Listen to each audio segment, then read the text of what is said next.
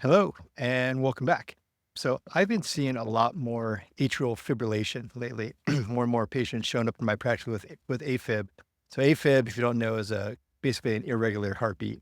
Sometimes it's described as irregularly irregular because there could be irregular heartbeats, but there's a rhythm to it.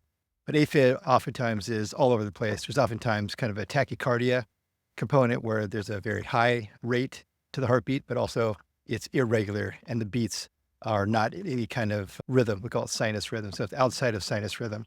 So it's very abnormal. It's very uncomfortable. Some patients can walk around and have no idea that they have AFib, and some it's very uncomfortable and they can feel it.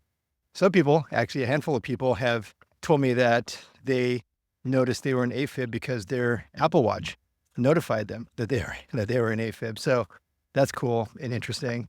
Whereas maybe in the past, people might have just felt uncomfortable and maybe didn't even really know why. But with some of these smartwatches and these wearable devices, people are getting some information that could be life-saving, at least could clue them into a particular problem, like in the case of AFib.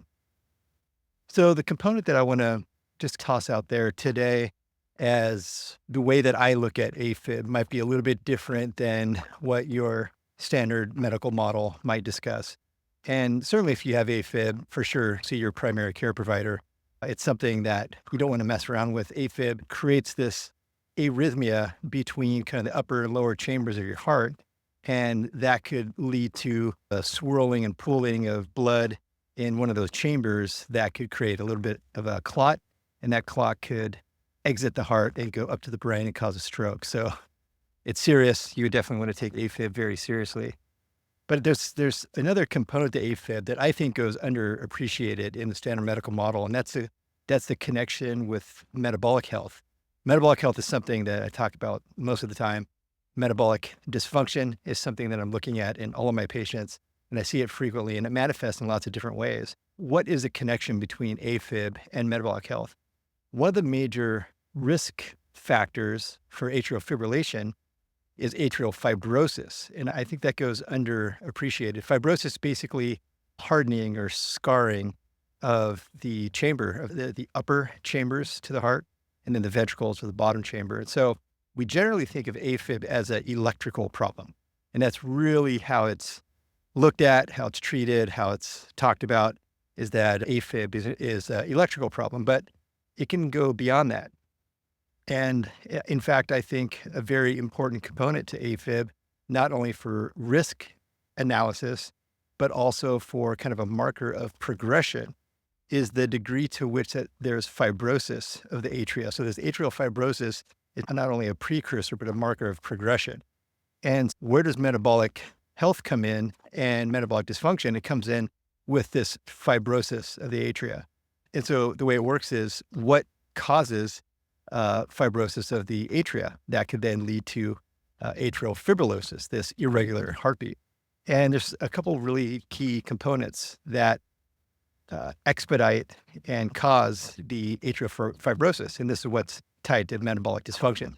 Basically, elevated blood pressure can put a certain kind of stress and strain on the atria, and those can heal by a type of restrictive scar tissue, and that could be a problem.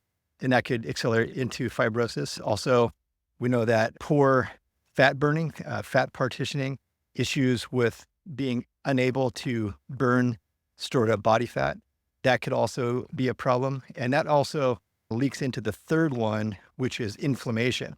We know that when there's an excessive amount of inflammation, especially the kind of inflammation that's generated by visceral adipose tissue, this is that kind of deeper belly fat that is dangerous from a cardiovascular risk standpoint because it's a very metabolically active organ and it produces lots of inflammation, a particular form of inflammation called oxidation. And this could also lead to accelerating the fibrosis of the atria. So we also know that sleep apnea, which is tied in actually with those three that we just talked about, high blood pressure, visceral adipose tissue, and inflammation, it also is pretty intimately tied with sleep apnea. So these are really key components, and these are all that we just discussed. Those are all metabolic health issues. So in metabolic health, we're identifying different markers that identify the degree to which somebody has metabolic dysfunction. And there's 4 or 5 general criteria, these are what we use to actually diagnose something called metabolic syndrome, which is elevated blood sugar, elevated blood pressure, elevated triglycerides, low HDL cholesterol, high density lipoprotein, and then a waist circumference above 40 inches in men and 35 inches in women. So there's a key correlation, kind of a thread that runs through all these different metabolic issues, and that's insulin resistance.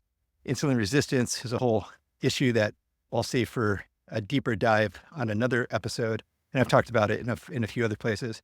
But this is a key thread that kind of runs through all these metabolic risk factors and can be very much tied to atrial fibrosis, which could then, of course, be tied to atrial fibrillation. I'm just saying this as I'm seeing more and more atrial fibrillation. So something that I think people are at a greater risk of, especially as more and more people are suffering from metabolic dysfunction, which I'm finding really common of an issue. It's important to get these things tested.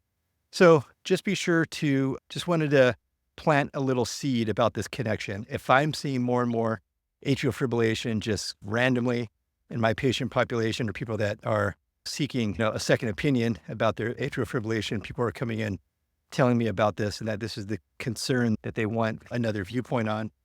So this is some interesting connections, something to just plant the seed. And if you know of somebody who is suffering from AFib, or you yourself suffers from AFib, I just want you to know about this atrial fibrosis connection, and then the connection with atrial fibrosis and metabolic dysfunction.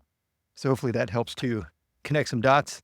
And so, yeah, if you have AFib, don't forget about looking into your metabolic health. Really important connection with atrial fibrosis in the middle between those things.